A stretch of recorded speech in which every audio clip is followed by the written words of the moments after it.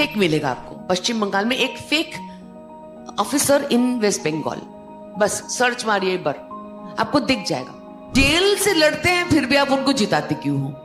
4 साल का 14 साल की बच्ची, 70 साल की लेडी, कोई नहीं छोड़े जाते, कोई नहीं रेप के लिए छोड़े जाते।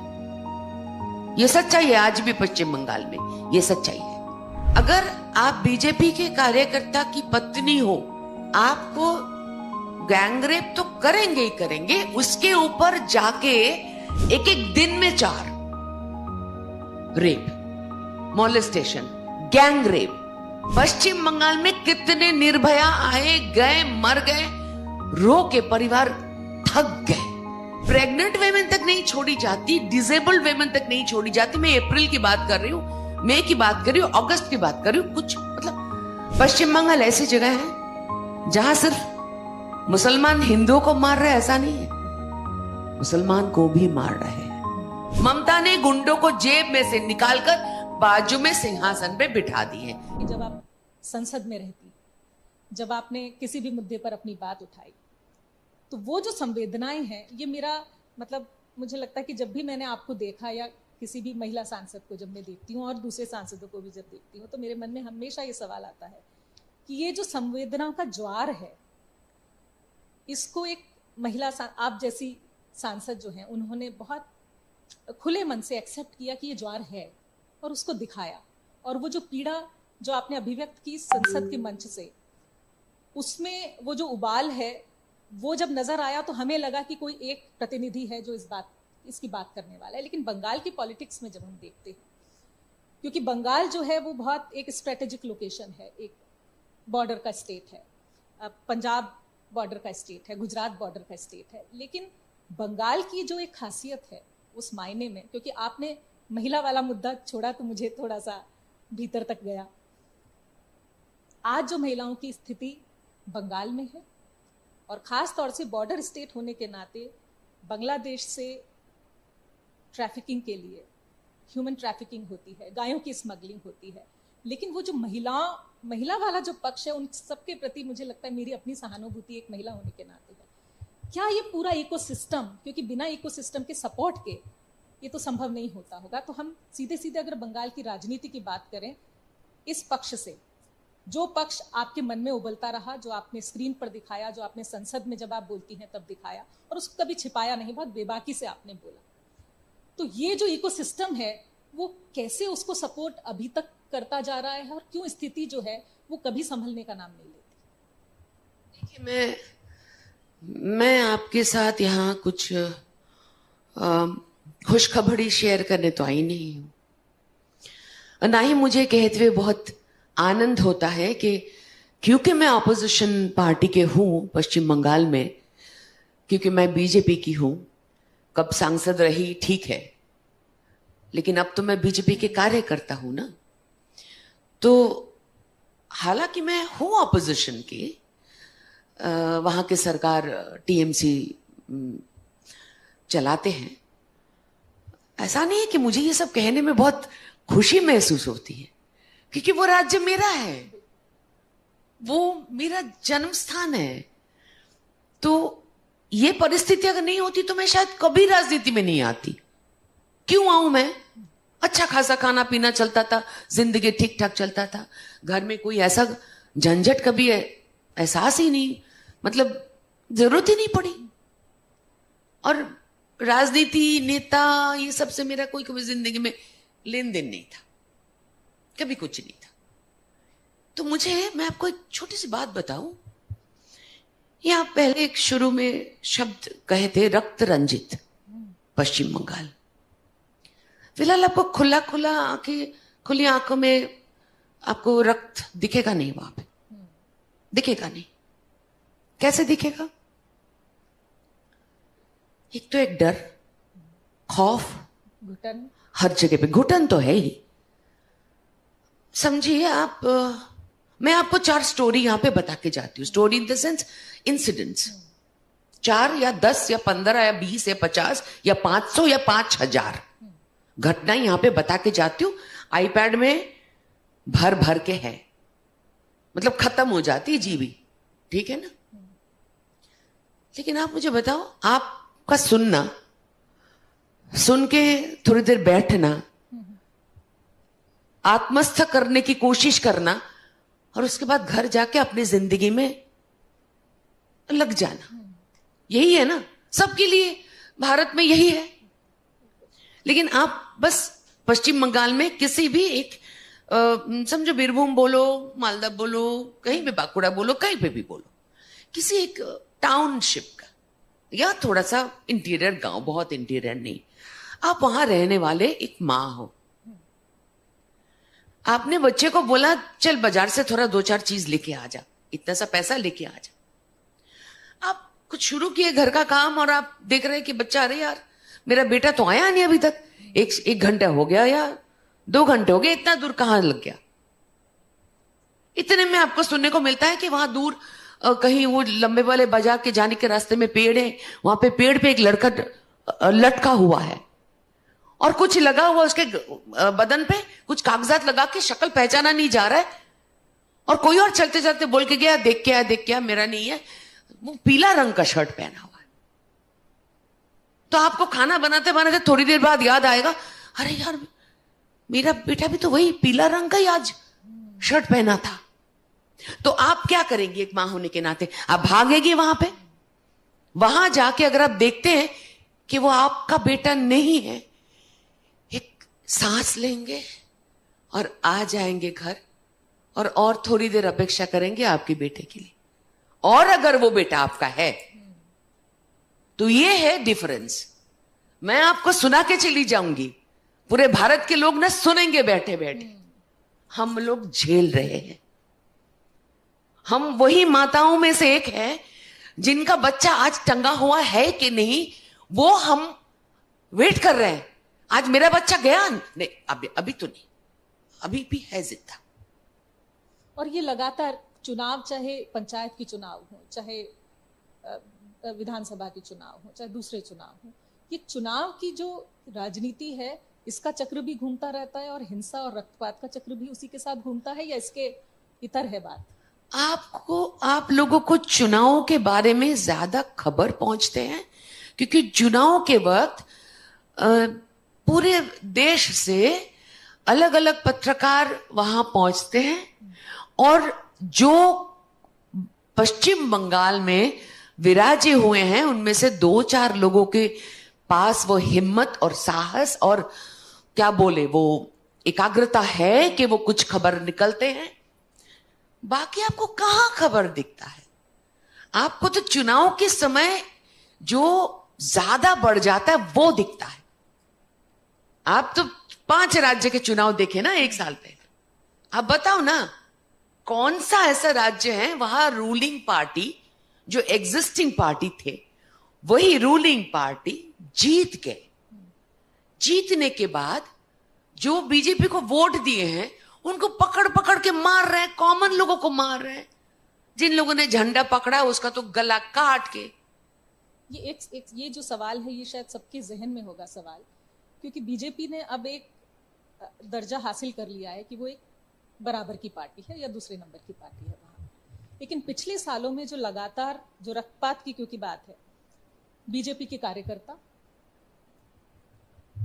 युवा, और उसमें भी एक पॉलिटिकल स्कोर सेटल करने का जो टूल महिलाओं को जिस तरह से बना लिया है, जिसमें कि चाहे माइनर एज की महिला बच्ची हो या 80 साल की औरत हो, ये इस तरह से जो पॉलिटिकल स्कोर सेटल करने का जो एक माहौल है बंगाल में, ये हमारी समझ से परे है कि इतना कैसे, क्योंकि बंगाल की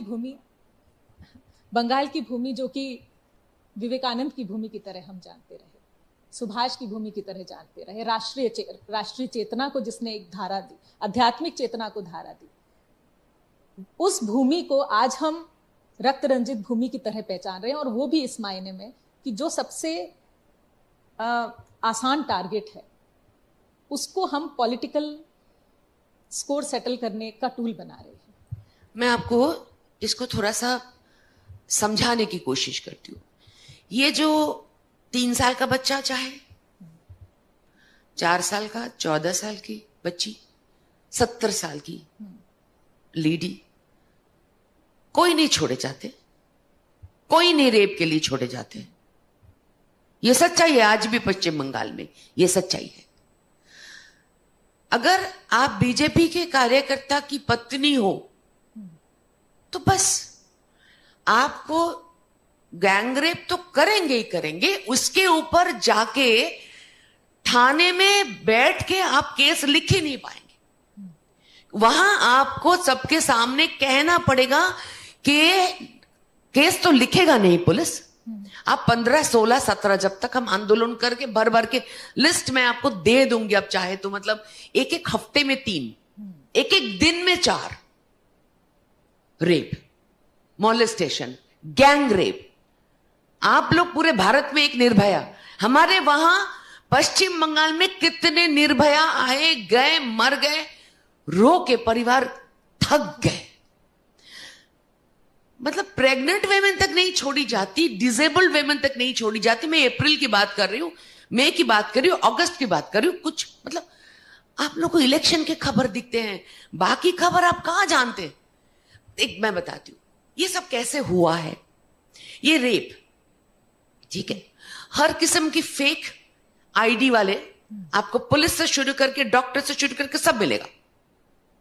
एवरीबॉडी, आईएएस, आईपीएस, कमीशन के लोग, सब फेक मिलेगा आपको। पश्चिम बंगाल में एक fake officer in West Bengal, बस सर्च मारिए एक बार आपको दिख जाएगा। आधे से आधे रिपोर्ट नहीं होते, जो रिपोर्ट होते वही आपकी नींद उड़ा देने वाले हैं। एक फेक, उसके बाद रेप। आप बताओ, ये जो बहुत सालों से शुरू हुआ पैसा लेकर टीचर रखना, टीचर अपॉइंट करो आप पैसा देकर, तो जो एलिजिबल नहीं है टीचर बनने के लिए, शिक्षक, एक समाज को एकदम खत्म करने के लिए सबसे आसान उपाय है कि आप शिक्षा को खत्म ही कर दो बिल्कुल। तो शिक्षक रखे कौन लोगों ने? सीपीएम वाले ने रखना शुरू किया ये स्टाइल, शिक्षक रखना अपने लोगों से।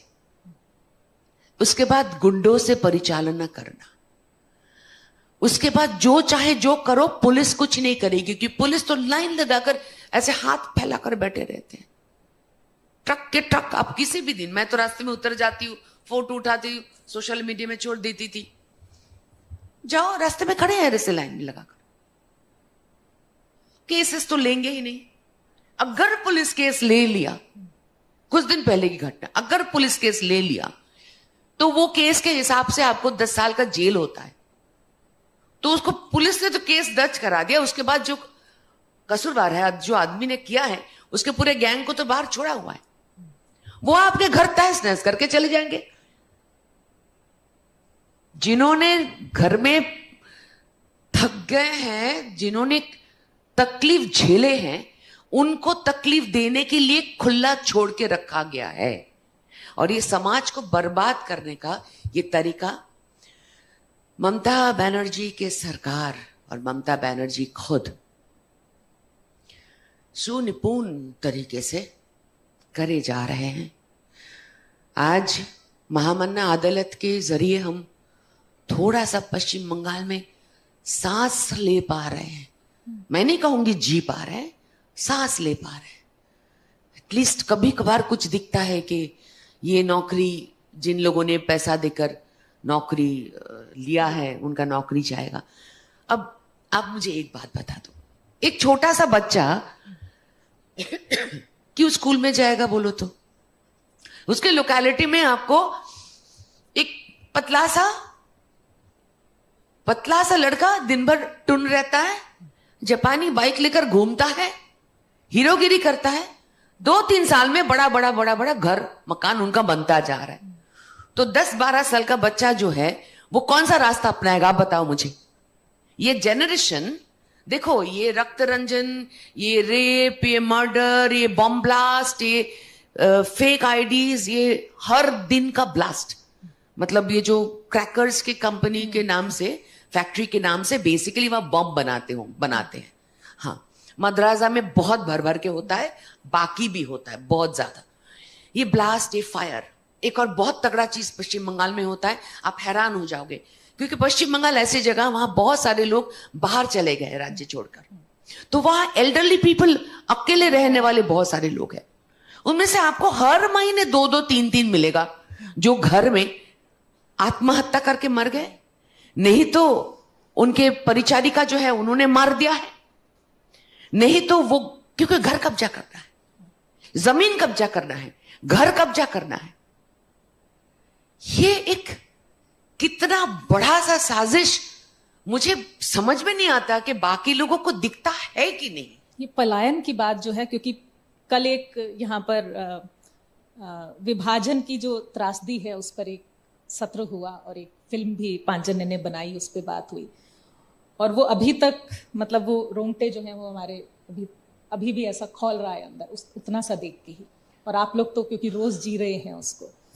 तो पलायन की बात पर मुझे ये भी एक सवाल है कि पूरे देश में जब बात होती है तो अल्पसंख्यकों पर अत्याचार की बात होती है, उनके मसलों पर बहुत मुखर तरीके से कहा जाता है। लेकिन पश्चिम बंगाल एक ऐसा, क्या कहना चाहिए कि मॉडल है इस मायने में कि जो बहुसंख्यक वर्ग है वो जो त्रासदी झेल रहा है, वो जो पलायन की प्रक्रिया में आ चुका है, उस पर न मेन स्ट्रीम मीडिया में, न कहीं डिस्कोर्स में, न कहीं पॉलिटिकल डिस्कोर्स में, न कहीं इंटेलेक्चुअल डिस्कोर्स में क्यों बात नहीं होती? आपके यहाँ से तो महाश्वेता देवी जैसे लेखिकाएं हुई, 1084 की माँ, और बहुत सारा कुछ, मतलब इंटेलेक्चुअल वर्ग ने झकझोरा है हमेशा आत्मा को। लेकिन अब क्या दौर है, क्यों इन मसलों पर चुप्पी सी है कि नहीं है? पलायन का इश्यू बहुत गंभीर है। टाइम कितना है? हमें कोई अगर बता दे तो मेरे लिए आसान हो। करीब 1 घंटे का सत्र है अपना। अच्छा। तो आराम से हम लोग पलायन की बात अगर करना है तो मुझे मेरे विजन और मेरे सोच विचार के बारे में आपको थोड़ा सा कहीं कभार किसी से मिलेगा, किसी से नहीं मैच करेगा, ऐसा हो सकता है। पश्चिम बंगाल में आज जिस तरह के पलायन हो रहे हैं, आप चाहो मालदा से बोलो या बहरमपुर, उतना दूर जाने की जरूरत नहीं। आप कैलकाटा में पाक साकस, मोमिनपुर, खिदिरपुर, ऐसी जगह के बोलो। खिदिरपुर, मोमिनपुर में 4 दिन पहले घटना घटे हैं, हिंदुओं के घर जला दिए गए हैं, 144 लगा दिए हैं पुलिस ने, और बाकी सब चुप है। देखो, मुझे इसके बारे में, आइन के बारे में 2 चीज कहना है। अगर ये बात कहीं ऊपर तक पहुंचती है तो बहुत अच्छा होगा। एक, जो एक्यूज्ड है उनके मुंह क्यों ढके रखना पड़ेगा? इतना सारा मॉडर्न चीज हो रहा है आज के। एक्यूज्ड के मुंह खोल दो भाई, खोल दो। एक्यूज्ड के नाम दे दो पेपर में, वो साबित होगा। अगर नहीं होगा, वो एक्यूज्ड ही है, अगर वो झूठे एक्यूजिशन है उनके ऊपर, तो छूट जाएंगे। एक ये है। दूसरा, हिंदू जब मार खाते हैं, मुसलमान जब घर जला के भगा रहे हैं हम लोगों को, तब वो रायट हो जाता है। इसलिए वो न्यूज में क्यों नहीं दिखाता है? क्यों नहीं दिखाता है? ये एक चीज पर गौर करना चाहिए। दूसरी बात, मैं आपको एक अलग पहलू बताना चाहती हूं। पश्चिम बंगाल ऐसी जगह है जहां सिर्फ मुसलमान हिंदुओं को मार रहे हैं, ऐसा नहीं है। मुसलमान को भी मार रहे हैं, बहुत बुरी तरह से मार रहे हैं। और सिर्फ मुसलमान हिंदू को मार रहे हैं ऐसा भी नहीं है, वहां पैसों का खेल है। मैं आपको यह बताना चाहती हूं कि लॉ एंड ऑर्डर जिस राज्य में इस तरह से सालों सालों से बना हुआ है कि आप गलत काम करो तो आप रूलिंग पार्टी के हो। सीपीएम वही करते थे, गुंडों को जेब में रखते थे, समय के समय बाहर निकालते थे, और बाकी बाहर किसी को दिखता नहीं था। ममता ने गुंडों को जेब में से निकालकर बाजू में सिंहासन पे बिठा दिए। इतना ही फर्क है। इसलिए गुंडागर्दी का स्टाइल थोड़ा सा बदल गया। वो जो सादगी का जो एक स्वरूप है उनका, एक सादगी से रहना जो दुनिया को नजर आता है, वो सब के बारे में मुझे बिल्कुल अच्छा नहीं लगता बोलने में। झूठेपन की मुझे पसंद ही नहीं है। मैं आपको एक बात बताना चाहती हूं, पलायन, मुझे पलायन करना पड़ा बांग्लादेश से। आई वॉज इन क्लास 7, मैं क्लास 7 में पढ़ती थी। मेरे पिताजी बांग्लादेश के सिटीजन थे, अभिभक्त बंगाल के। हम माता पिता सभी लोग थे। पार्टीशन से पहले दोनों ही आ गए थे, लेकिन पिताजी फिर से भारत इंडिपेंडेंट होने के बाद चले गए थे बांग्लादेश में। और बांग्लादेश में चले जाने के बाद वो अपना जमीन जायदाद, हम सबका, मतलब मेरे माताजी के परिवार का भी, पिताजी के परिवार का भी, सब चला गया। तो उसी को मतलब ढूंढ ढूंढ के अगर मिल जाए, अगर वहां पे मैं कुछ वापस कर सकूं, अगर मेरे पिताजी के भीटे माटी, हम लोग भीटे माटी बोलते हैं, भीटे माटी में मिट्टी पे हम अगर थोड़ा सा और देखते, अगर रहते, कुछ कर सकते। ऐसे कर करके कुछ नहीं हुआ। बांग्लादेश की जमीन पर उनका इतना टान, मतलब वो फाइनली इधर से उधर भटकते गए और दिनाजपुर, बांग्लादेश में दिनाजपुर बोल के जो जगह है, वो कलकत्ता, पश्चिम बंगाल का भी एक अदर साइड, वहां पे ठहरे कुछ साल के लिए। आई वाज इन क्लास 7, मैं वहां गई। विंटर सेशन में छुट्टी में होता था ना हम लोग का, दिसंबर क्रिसमस हॉलीडे होता था, तो मैं गई वहां पे। मेरी माताजी बचपन से ही सिलाई का काम करके हमको पढ़ाती थी। मेरा जिंदगी बड़ा होना मेरे माताजी के सिलाई के काम से, और पिताजी छोटे मोटे नौकरी करते थे। माताजी सिलाई में बहुत अच्छे थे, तो कपड़े का पुतला बनाते थे। मोदी जी कह रहे थे ना उस दिन मन की बात में, मुझे बड़ा अच्छा लगता था। My mother used to make such dolls, कपड़े का डॉल, बहुत अच्छा। तो हम लोग ऐसे काम कर रहे थे, पढ़ रहे थे, तो एक छोटा सा घर, मतलब एक छोटा सा घर और मिट्टी से बना हुआ, साइड में इतना सा जगह कि थोड़ा सा मिट्टी में, वो मिट्टी का क्या क्या बोलते हैं, उन मतलब अवन, मिट्टी का अवन, और वहां पे थोड़ा सा बेड़ा लगा हुआ, चूल्हा बेड़ा लगा हुआ है। और वह उसी इतनी छोटी सी टूटी हुई जगह को मेरी माँ ने इतनी खूबसूरत तरीके से मिट्टी को लेप के बना के रखते थे। और जो कमरा में हम लोग रहते थे, वो कमरा कितना होगा, यहाँ से इतना से उतना होगा, एक बेड घुसता है बस उतना ही। तो उसमें दीवार क्रैक थे, बहुत टूटे हुए थे। तो जिनके पास मेरी माँ सिलाई के कपड़े देती थी, वो 2-4 लोग फटाफट आए और आके बोला कि मेरे पिताजी को ठाकुर मोशाई कहते थे सब लोग वहां पे। हिंदू लोग भी कहते थे, मुसलमान लोग भी कहते थे। और जिनके पास मेरी माँ काम करती थी वो मुसलमान ही है, तो मुसलमान का ही दुकान है। तो उन्होंने आया, बोले कि ठाकुर मोशाई पिताजी को, क्योंकि पुजारी का काम करते थे मेरे पिताजी उस समय। तो हमारे घर में बहुत सारे इंजीनियर्स भी पुजारी का काम करते थे। तो गए तो बोला ठाकुर मोशाई, रूपा को निकालिए जल्दी से, रूपा और भाभी को 2 बुरखा ला के दिए। 2 बुरखा ला के दिए, और मतलब मुझे कहा गया कि आप कुछ नहीं करो, बस 2 किताब लो, कुछ नहीं लो, बस निकल जाओ यहां से। क्योंकि बाहर, वो घर के बाहर टांग दुम दाम दुम आवाज आ रहे, शाबुल वगैरह लेकर घर तोड़े जा रहे। क्योंकि उनको सबको पता है कि वहां से आ नहीं पाएंगे, वहां चारों तरफ घर है। और सिर्फ मेरे घर के पीछे एक जगह है जहां पे वो सब थोड़ा सा जंगल वगैरह था, इतना सा ही। सब रेडी होके तैयार कर रहे हैं मुझे किडनैप करने के लिए। बुरखा पहना, एक छोटा सा थैली, तब तो कपड़े की थैली होती थी हम लोग की, कपड़े की थैली उठाई, 2-4 किताबें, जो किताबें लेना था वही लिए। मैं और मेरी माँ भागी बुरखा पहन के, और थोड़ा सा चल के जाके वहां रास्ता, अब बांग्लादेश गए होंगे आप जानते होंगे, दूर दूर तक आपको जमीन खेत दिखेंगे और कुछ नहीं दिखेंगे। वहां हमारे घर से बहुत दूर जाना पड़ा, दिनाजपुर बस स्टॉप तक।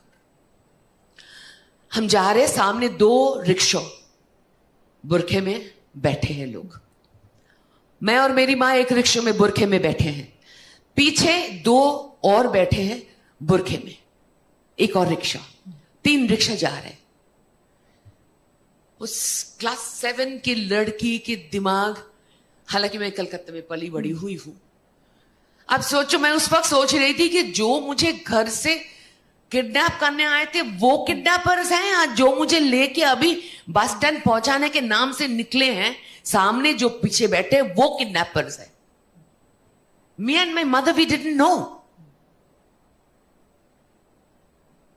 But हम लोगों को पहुंचा दिया गया है बस स्टॉप में। रात की बस, आप जानते होंगे, हर ऐसे लॉन्ग डिस्टेंस बस रात को ही छोड़ते हैं। रात की बस छोड़े, हम लोग बीच पूरी रात जाके हम ढाका पहुंचे। ढाका में मेरे रिश्तेदार लोग हैं, तो वहां मेरी माँ और माँ, पिताजी को उन लोगों ने कुछ नहीं किया। मेरी माताजी उस जगह पे दोबारा वापस नहीं जा पाई। पिताजी को भी थोड़ी देर में उतना सा जगह भी वो अपना नहीं था, किराए पे था, छोड़ के कहीं और जाके बसना पड़ा। और मैंने जब महाभारत करते हुए ठान ली थी कि पिताजी को लेके आऊंगी पश्चिम बंगाल में, तो लेके आई थी। और उसके बाद कभी जाने नहीं दिया, वीजा बढ़ा बढ़ा कर पिताजी को वहां रखते थे। तो मैं आपको cut the long story short ये कहना चाहती हूं, ये जो हिंदू के घर 4 दिन पहले जलाए हैं जो मुसलमान लोगों ने, उनको अन्याय करने दिया किसने? दिया किसने? वो मोमिनपुर इलाका, वो पूरा खिदिरपुर इलाका का नेता कौन है? मबीक हाकिम जी। अन्याय करने दिया किसने? अगर लॉ एंड ऑर्डर सही करते, अगर हिम्मत रहते उनका, तो सही लोगों को पकड़ के जेल में भर्ती कर देते, थाने में भर्ती करा देते। क्यों नहीं कराते? क्यों हमारे राज्य प्रेसिडेंट को, बीजेपी के सारे लोगों को रोक देते वहां जाने के लिए? तो आप छोटी उम्र से चुन चुन के लोगों को अनपढ़ रखोगे, उनको आप सिखाओगे कि आप बंदूक पकड़ो, गोली बनाओ, आप जाके वहां पे बारूद बनाओ, गोला बारूद बनाओ। आपके घर पे 10-10, 15-15, 20-20 बच्चे होते, 2 मरते तो कोई चिंता नहीं है। रूपा जी, अब ये सवाल जो आप जब आपसे सुनते हैं ये सब बातें और तमाम, क्योंकि बंगाल का एक अलग धारा चल रही है, अब इस धारा का क्या समाधान कुछ समझ में आता है? क्योंकि जो रग रग में चला गया है, भ्रष्टाचार है, व्याभिचार है, ये जो सब रग में चला गया है, अब उसका समाधान कहाँ से निकलेगा? क्या राजनीति समाधान निकालेगी? क्या वोटर्स, आपको लगता है कि इतनी ये समझ है कि वोटर्स निकालेंगे समाधान? या वोटर्स का अपना हक जताने का माहौल भी उन्हें कभी मिलेगा? कभी मिलेगा? कभी नहीं मिलेगा। नहीं, 21 के बाद तो ये पता चल ही गया है कि आप कहीं पे भी अगर टीएमसी में वोट नहीं दो, तो अगर आप किसी और को वोट दो, तो आपका जिंदा घर पे वापस आना मुश्किल है। ये तो पता चल ही गया है। और दूसरी बात ये है कि आप अगर घर से ना निकलो तो सेफ हो। और मैं आपको आपके जरिए सबको जानकारी के लिए कहना चाहती हूं, बुद्धिजीवी जो हम कहते हैं अक्सर पश्चिम बंगाल में, आप अगर उनके नजरिए से हर चीज देखो, क्योंकि मैं एक आर्टिस्ट हूं, मुझे ऑब्जर्व करना ही मेरा काम था। क्यों बोलो तो मरने आए कोई बाहर, हम जैसे कितने गधे हैं जो ऐसे मरने आएंगे बाहर, मार खा के, ब्रेन हेमरेज मल्टीपल करा के। कौन करेगा? क्यों करेगा? आप पर भी हमला हुआ, बहुत जोरों से हमला हुआ, multiple brain haemorrhage, multiple brain haemorrhage. तो फिर वो करेज वापस कैसे? आंखों का एक पोर्शन मुझे यहां पे दिखता नहीं है, करे कैसे? मैं बताती हूं आपको। जो मेरे लिए जो समाधान दिखता है वो बाकी सबको शायद दिखता नहीं। खैर, वो ये मंच नहीं है वो कहने के लिए। मुझे लगता है 355 एकमात्र उपाय है। खैर ठीक है, ये सही जगह नहीं है ये सब बात उठाने के लिए। मैं बस इसको एक समाप्त करने के लिए कहना चाहती हूँ, ये मंच बहुत खुला मंच है। कल जब किरण जी आए थे, रिजिजू जी आए थे, उन्होंने मेरे ख्याल में जितना खुल के शायद इस मंच पे कहा होगा, उतना हमने शायद कभी नहीं सुना उन्हें कहते हुए। देखिए 355 एक बहुत कठिन डिसीजन है। ऐसा हमारा पार्टी सोचता नहीं है तो, लेकिन हमको ये लगता है कि कितने मरने के बाद हम उसको आहुति देना बोलना बंद कर देंगे।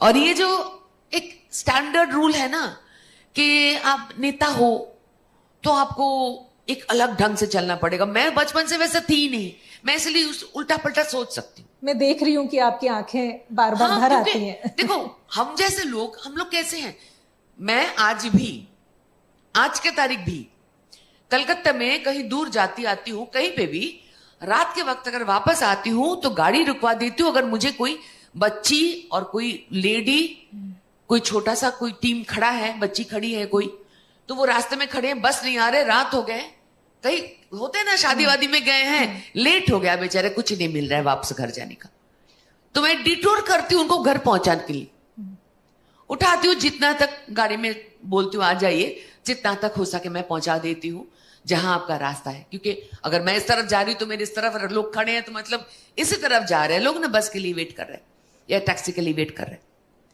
आज भी करती हूं। नेताओं को ये सब शोभा नहीं देता, नेता को पता है बड़ा शक्की बनना पड़ता है नेताओं को।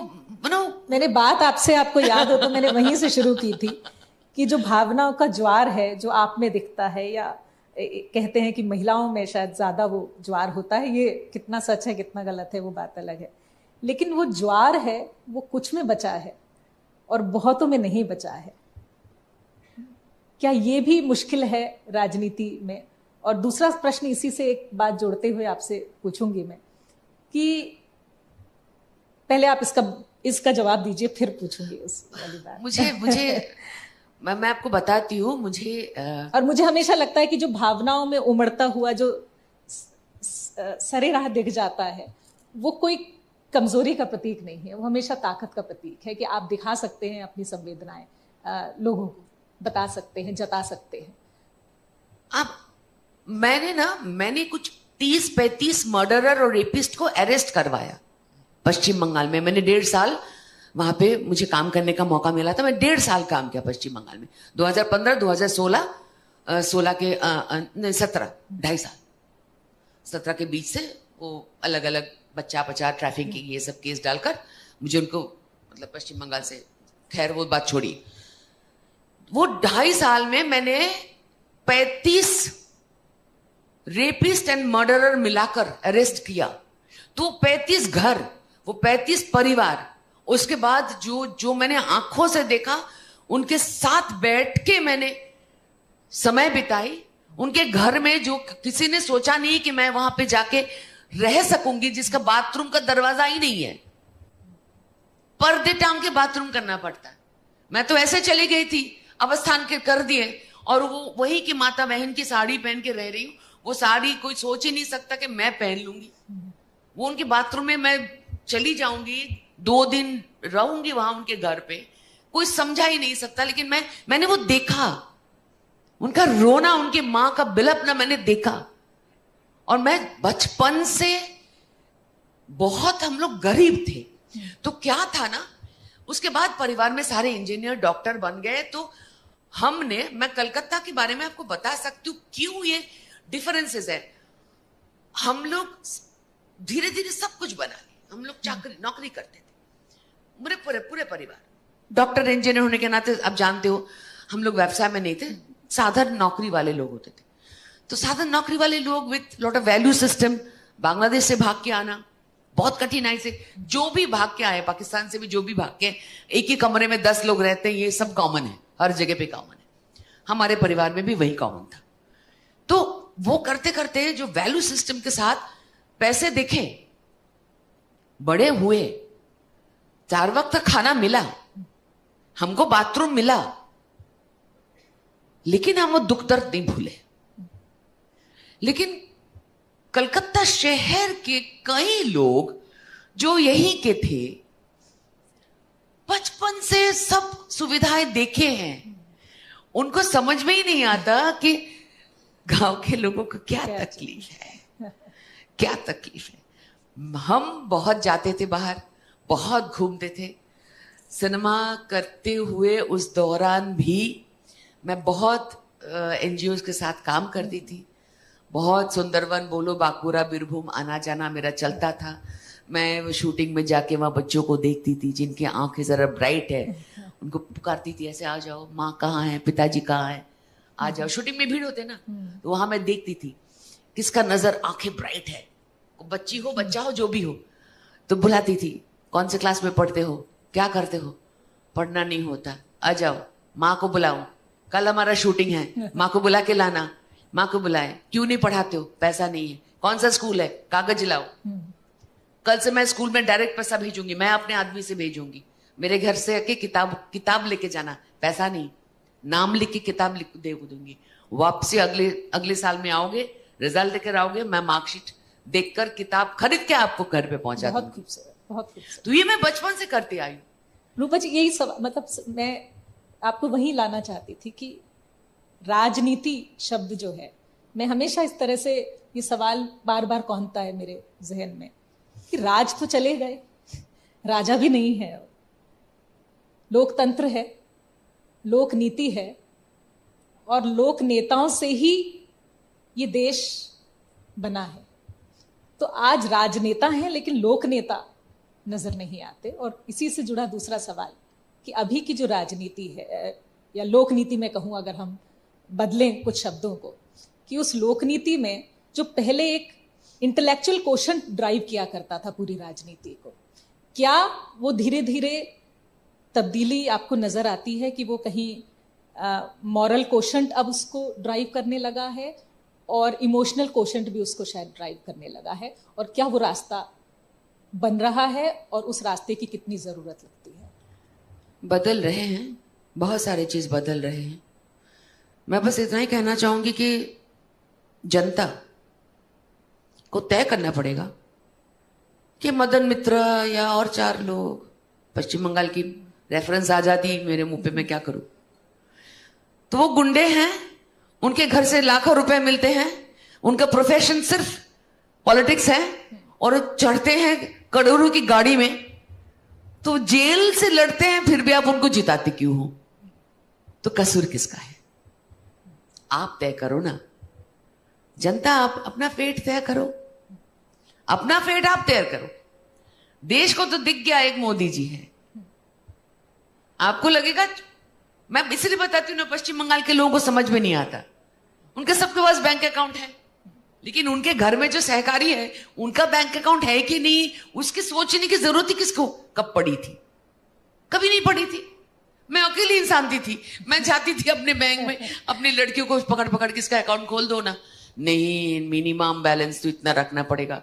मेरा थोड़ा विदेशी बैंक था, तो बोला नहीं 10,000 वाज द मिनिमम देन। मेरी लड़की 10,000 दीदी, 10,000 मुझे कुछ नहीं होगा, मैं देती थी। नहीं, इसका बैंक अकाउंट खोलना मुश्किल है। मैं खुद लेके गई थी, नहीं खोल पाई। मैं आपको 20 साल पहले की बात कर रही हूँ। अब तो जनधन, क्योंकि मैं बॉम्बे में काम करती थी कई साल, तो वहां पे मुझे पैसा भेजना पड़ता था, मेरी माँ के पास चेक दे के रखना पड़ता था। इससे बेहतर होता कि मैं सीधा भेज दूं उसके बैंक में, तो कर नहीं पाती थी। मेरे घर पे ऐसे मतलब मैं इसलिए बता रही हूं कि आम जनता को तय करना पड़ेगा, चाहे बुद्धिजीवी, और बुद्धिजीवी वर्ड पर मुझे थोड़ा सा ये मुझे लगता है हर इंसान को अपनी बुद्धि बेच के काम करना पड़ता है, तो बुद्धिजीवी अलग से इतना कैटेगराइज मत करिए। सभी को बुद्धि की जरूरत पड़ती है, ड्राइवर को भी बुद्धि की जरूरत पड़ती है, नहीं तो वो ठीक से नहीं चला सकते। सिर्फ क्लच एक्सीलरेटर से नहीं गाड़ी चलती, बुद्धि चाहिए होती, तो बुद्धि की जरूरत है। मैं कहूंगी कि जनता को सोचना चाहिए। इतने बड़े नेता आज हमको मिले हैं, वो जन नेता है, वो आज नेता नहीं है, वो एक्चुअली ऐसा एक इंसान है जिनको लोग कभी कभी गलती से देवता मान लेते हैं। मुझे नहीं लगता उनको देवता मानना चाहिए, मुझे लगता है उनको इंसान मानना चाहिए। काम करते देवता की तरह, लेकिन उनको इंसान ही मानना चाहिए। प्रधानमंत्री को ऐसे देवता देवता नहीं सजाना चाहिए, वो है ही इंसान, थोड़ा सा स्पेशल क्षमता वाला इंसान, जो कैसे करता है पता नहीं, करते हैं कैसे करते हैं पता नहीं, लेकिन वैसा अगर आज हमको मिल गया ना देश में, तो देश को बस और कभी मुंडे को देखने को नहीं जरूरत पड़ेगी। लोगों को सोचना पड़ेगा कि हमको ये इतना भला होता जो हो रहे हैं, आपको दिख रहा है या आपका बच्चे का रेप होने तक वेट करोगे, तब जाके आपको लगेगा ये टीएमसी खराब है, अभी मेरा बच्चा बचा है। ऐसा तो नहीं हो सकता ना। तो ये आपके इंसान के ऊपर डिपेंड करता है, जनता को। लेकिन मौका भी जरूरी है, क्योंकि पश्चिम बंगाल ऐसा परिस्थिति है जहां पे लोग चाहते हुए भी वोट देने के लिए निकल नहीं पाते हैं, और अगर हिम्मत करके निकल के आए तो घर वापस कैसे जाएंगे उसका चिंता लगे रहता है। शहर में तो थोड़ा सा कम, गांव में तो बहुत ही ज्यादा। इसके बारे पे शायद आप सबको गौर करना चाहिए। तो आखिरी सवाल आपसे चलते चलते कि क्योंकि गुजरात में बैठे हैं हम, तो गुजरात का मॉडल, गवर्नेंस का मॉडल, गुजरात की नीति का मॉडल और दूसरे स्टेट का मॉडल, आपको लगता है कि कुछ बदलाव की तरह देखें तो यहाँ देखा जाए, इसकी ओर देखा जाए या किसकी ओर देखा जाए? मुझे लगता है हर एक स्टेट अलग अलग है। हर हालत में पश्चिम बंगाल को किसी स्टेट के साथ मिलाने की कोशिश ना किया जाए। पश्चिम बंगाल में अलग अलग किस्म के पार्टीशन झेले हैं। पश्चिम बंगाल अलग अलग तरीके से 40 साल से अलग अलग चीजें झेले, जो मुझे नहीं लगता पॉलिटिकल दिक्कतें झेले हैं हर राज्य कुछ ना कुछ हमेशा ही, भला बुरा। लेकिन पश्चिम बंगाल के सोच विचार, बिकॉज एकदम अंग्रेज के समय say that was the capital, so colonial hangover के बारे में अगर आप बात करें तो मैं एक बात करूंगी, पश्चिम बंगाल के लोग इसको हैंगओवर समझते नहीं है। Paschim Bangal is people of Paschim Bangal, they are very fond of art and culture. So उनको अंग्रेजों के बनाए हुए हेरिटेज प्रॉपर्टीज अच्छा लगता है, लेकिन उनके द्वारा वहां जो सरकार चालित थे, चालना कर रहे थे, उन्होंने इसका देख रेख नहीं किया। देख रेख करना था तो करेंसी भवन को, बिल्डिंग को ठीक मोदी को ही करना था, तो किसी ने देख रेख नहीं किया। किसी ने देखिए, किताब जो भी पढ़े हम गलत पढ़े, आज भी पढ़ रहे। आज पश्चिम बंगाल में हम लोग किताबों में आसमान पढ़ रहे हैं, आकाश नहीं पढ़ रहे हैं, पता है। लेकिन मुश्किल क्या बात है, बंगाली सिंपल स्कूल में कौन जाता है आज की तारीख में? कौन जाता है? सरकारी स्कूल में कौन जाता है? और वहां तो भगिनी निवेदिता जैसे लोग रहे जिन्होंने कि आर्ट मूवमेंट को, यही तो सबसे बड़ा दुख है। विवेकानंद की भूमि है, यही तो सबसे बड़ा दुख है। रामकृष्ण की भूमि। मैं माँ काली की बेटी हूँ, मुझे माँ दक्षिणेश्वर माँ काली की मतलब मन्नत मांगी हुई बेटी हूँ। मुझे तो यही दुख होता है कि वहां क्या हो रहा है, कैसे इसका सुधार होगा। लेकिन लोग डरे हुए हैं बहुत। लोगों को बदलाव चाहिए। और नई पीढ़ी से उम्मीद? बच्चे कहाँ रह रहे हैं पश्चिम बंगाल में? वो तो ओल्ड एज होम का सिटी, राज्य, कहाँ बच्चे रह रहे? गांव गांव से चले आते। अब कहीं पे चले जाओ ना, आप गुजरात चले जाओ, आप काशी चले जाओ, मैं बहुत जाती हूँ, कहीं पे भी चले जाओ, एनी स्टेट, महाराष्ट्र चले जाओ, कोई भी, सब चले जाते पश्चिम बंगाल से। जिनको कुछ करने का मन है सब चले जाते पश्चिम बंगाल से। कहाँ रह रहे? रह कहाँ रहे? क्यों रहेंगे? रहने के लिए वहां रखा क्या गया है? जो चाहते भी हैं, अभी बहुत सारा लोग विदेश में काम करते हुए बहुत साल रहे, फिर से वापस आने का मन बंगाल में, पश्चिम बंगाल में वापस आए, हमारे पश्चिम बंगाल में वापस आए। और आपके जरिए में एक और बात, आखिरी बात कहना चाहूंगी, आप लोग प्लीज जब भी ये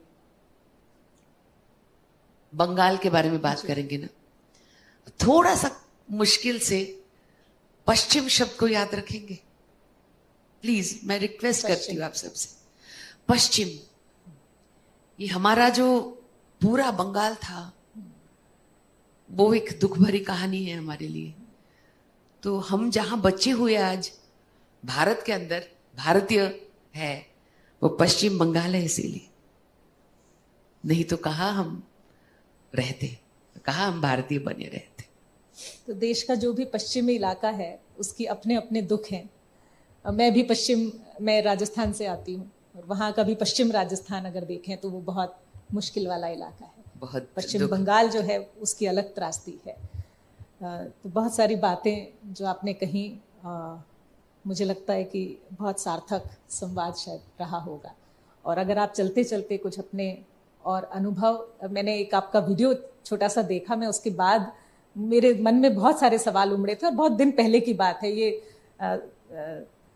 संयोग है कि मुझे आपसे बात करने का ये मौका मिला, और मैंने कुछ दिन पहले जब आपका वीडियो देखा संसद में, आप बहुत भरी हुई जब बोल रही थी, और आपने कहा कि मैं अंग्रेजी नहीं बोलना चाहती हूँ, मैं हिंदी सीखा मैंने यहाँ पर। आप रूल बुक, आपने कहा कि जब मैं जाऊंगी तो मैं रूल बुक सीखूंगी। तो एक सांसद, पूर्व सांसद होने के नाते कोई जिम्मा आपको लगता है कि एक जनप्रतिनिधि को और मुखर तरीके से क्या बातें, किस तरह से प्रतिनिधित्व करना चाहिए संसद में? क्या आपको कुछ खला या कुछ आपको लगता है कि और बेहतरी हो सकती है? इस सवाल के साथ शायद हम समाप्त कर सकते हैं। देखिए, जिंदगी में माँ काली ने मुझे बहुत कुछ दिया है। कोई शिकवा गिला, दुख, दर्द नहीं है। सिर्फ एक ही दर्द है कि मेरा पश्चिम बंगाल इतना दुखी क्यों है। इसके सिवा और कोई दुख दर्द बचा नहीं है मेरे मन में। मैं सोचती हूं, ये मेरा मानना है कि सीखना एक ऐसा चीज है ना, आखिरी दम तक सीखते जा सकती हूं मैं। और हर एक को ही शायद बेशर्म की तरह कोई सीख सके, अपने लिमिटेशन को अच्छे से समझ पाए, और लिमिटेशन को ही हमेशा ध्यान रखे, उसको छुपाने की कोशिश न करे। आप छुपाओगे ना तो एक्सेप्ट नहीं करोगे तो आप सुधार नहीं पाओगे। तो लेट्स एक्सेप्ट। मुझे हिंदी नहीं आती, ठीक है, नहीं आती, मैं बंगाली हूं, मैं कहां से हिंदी बोलूंगी? टूटी फूटी हिंदी तो बोलते आ रही हूं इतने दिनों से, अभी अंग्रेजी भी टूटी फूटी बोलती हूं। भाषा का भी अभी कुछ बातचीत चली थी कि हिंदी भाषा को उस तरह से डिस्कोर्स में लाया जाए, मेन कोर्स में लाया जाए, हिंदी में कामकाज हो। संसद में काफी होने लगा है, कुछ मंत्रालयों में। देखिए, मुझे तो लगता है संस्कृत को बहुत अभी जोड़ देना चाहिए, because our main source is Sanskrit. हमारे लैंग्वेज का सोर्स है संस्कृत। संस्कृत हमको पढ़ने का मौका तो मिला नहीं, ज्यादा 2 ही क्लास में, क्या छोटा छोटा था बस, और हम लोग भी पढ़े नहीं।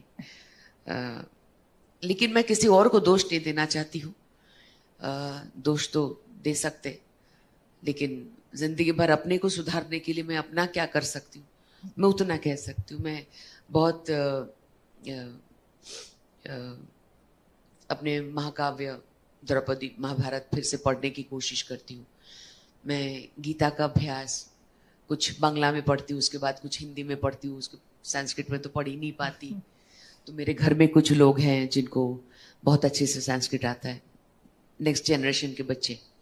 मेरे रिश्तेदार भाई है तो उसको बहुत अच्छे से आता है, तो उसको मैं बोलती हूँ वॉइस मैसेज करके मुझे दे, तो मैं सुनती रहती हूँ और मैं पढ़ती रहती हूँ। तो देखिए, सुनना, पढ़ना, अच्छा भला बुरा सब कुछ समझने की कोशिश करना, अच्छा है अपने पास रखना, बुरा जो है उसको डिस्कार्ड करना, क्योंकि दोनों ही देखना, सुनना, समझना जरूरी है। तभी जाके समझ में आएगा कि क्या अच्छा है, क्या भला है, क्या बुरा है। और मुझ में एक ही खामियां है, मुझ में ज्यादा देर तक किसी के ऊपर, ये ममता बनर्जी छोड़ के मुझे नहीं लगता मैंने जिंदगी में इतना गुस्सा किसी पर कर पाई। मैं कभी किसी पर गुस्सा नहीं कर पाती। थोड़ी देर तक गुस्सा चलता है, उसके बाद लगता है अभी गुस्सा करके क्या होगा, उसका परिस्थिति मुझे दिख जाता है। वो आपका रिएक्शन, मुझे दुखी भी करके कोई जाता है ना, बहुत बड़ा अपमान भी करके कोई गया है, तो मुझे लगता है यार अभी क्या करेंगे, इनका अपमान करने का नेचर है तो अभी करके चला जाएगा। इसको लेकर अगर मैं बैठी रहूंगी तो मेरा तो दिन बिगड़ जाएगा, मैं उसको लेकर सोचती रहूंगी, I have so much thing, so many things to do, so why shall I bother.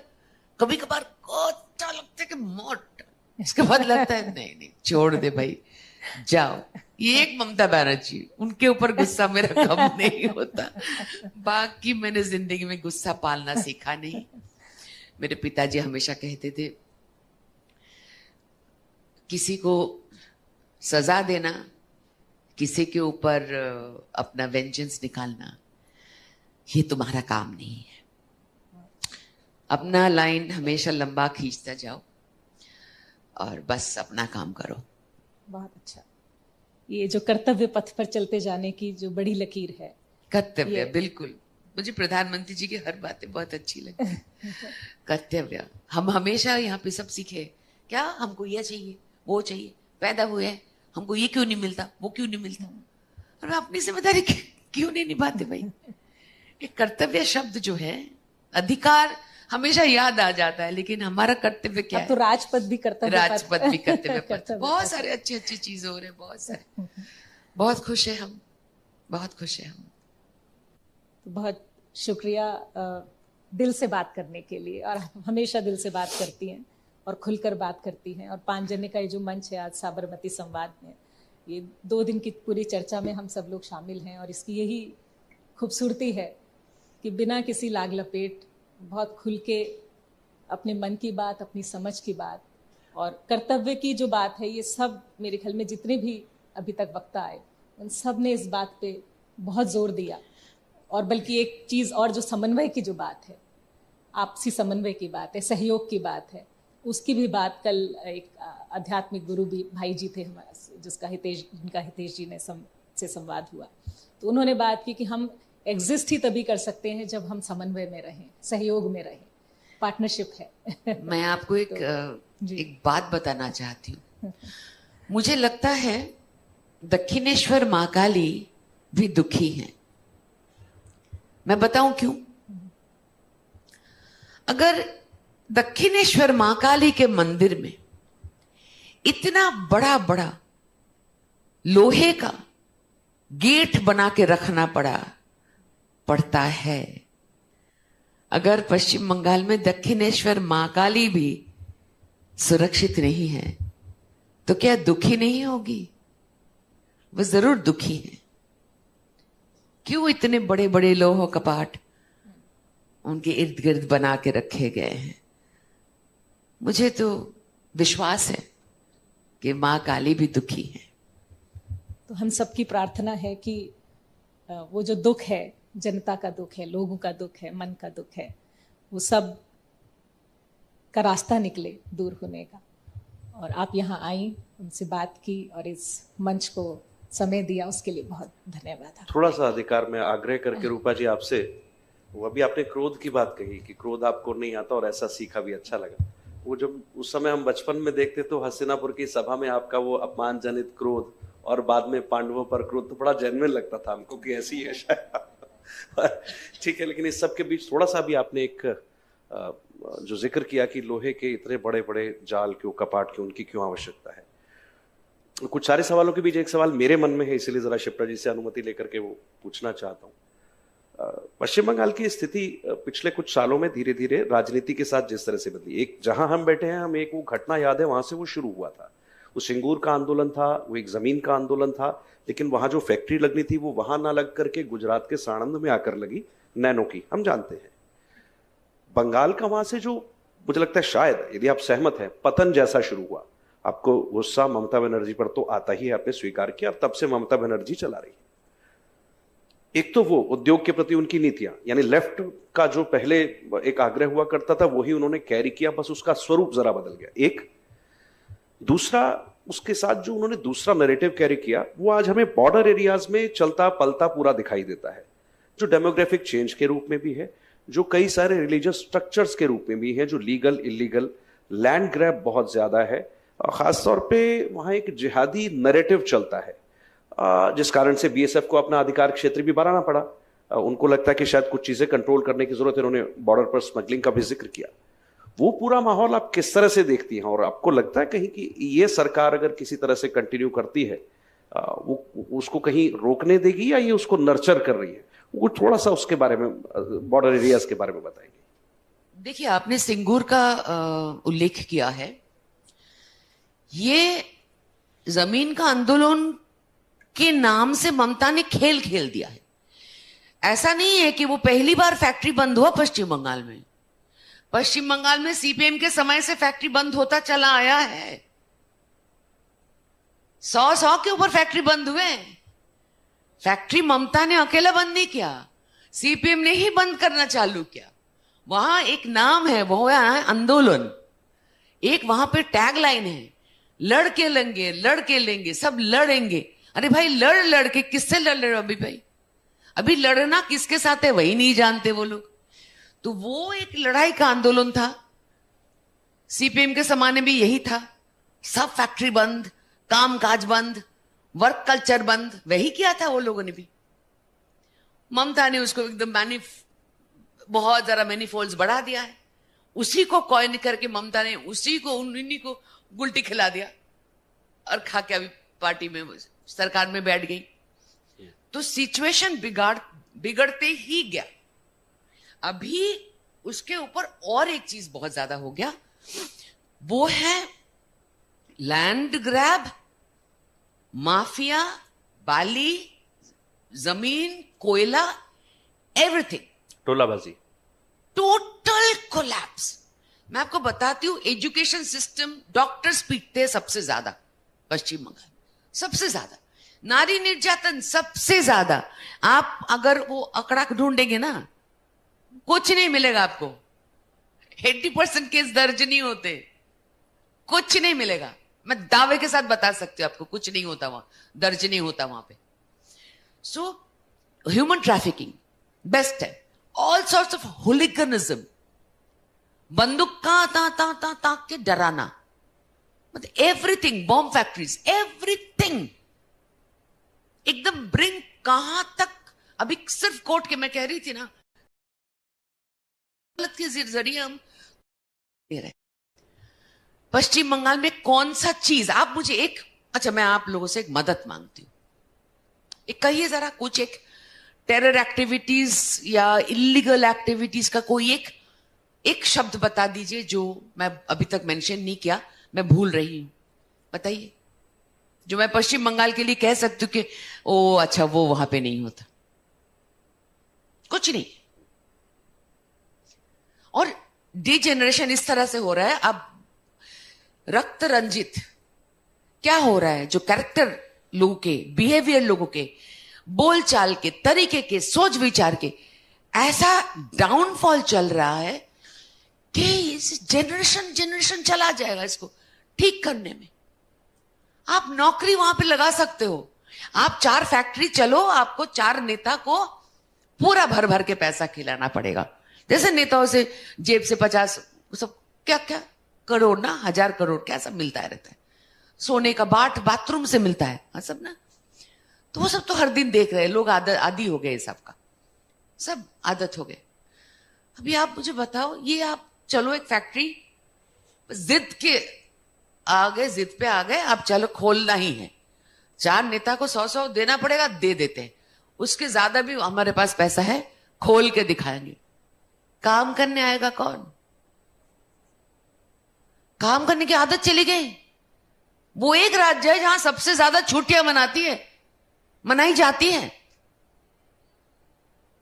अगर एक समझो किसी ने बंद किया, कोई पॉलिटिकल पार्टी ने बंद बोला, तो ममता बनर्जी क्या करती है? कहती है अच्छा बंद में सब लोग जो काम करेंगे उसके लिए दूसरा दिन छुट्टी है। बोलो आप क्या बोलोगे आप? तो हर एक चीज जहां पश्चिम बंगाल में बिगड़ता ही जा रहा है। इसीलिए मैं उस दिन रो पड़ी थी पार्लियामेंट में कि मुझे प्रेसिडेंट रूल के सिवा कुछ दिखता ही नहीं पश्चिम बंगाल में, कुछ नहीं दिखता, क्योंकि जनता तो चल ही नहीं सकते डर के बारे बाहर, कहां वोट देने जाएंगे? अब जाके देखो ना सर्वे करके, सब डरे रहते, घर के अंदर घुस के रहते। और लैंड ग्रैबिंग बोलो, माफिया राज बोलो, मारामारी बोलो, सच्ची में ये जनरेशन्स जो हम बिगाड़ दिए हैं, बच्चों को जो हम बिगाड़ दिए हैं, कल्चर को जो हम बिगाड़ दिए हैं, ऊपर ऊपर से सब बड़ा ग्लॉसी लगता है, अंदर ही अंदर खोखले कर दिए गए हैं पश्चिम बंगाल को। इससे रिकवरी का रास्ता कहाँ? बहुत बहुत खतरनाक सिचुएशन है।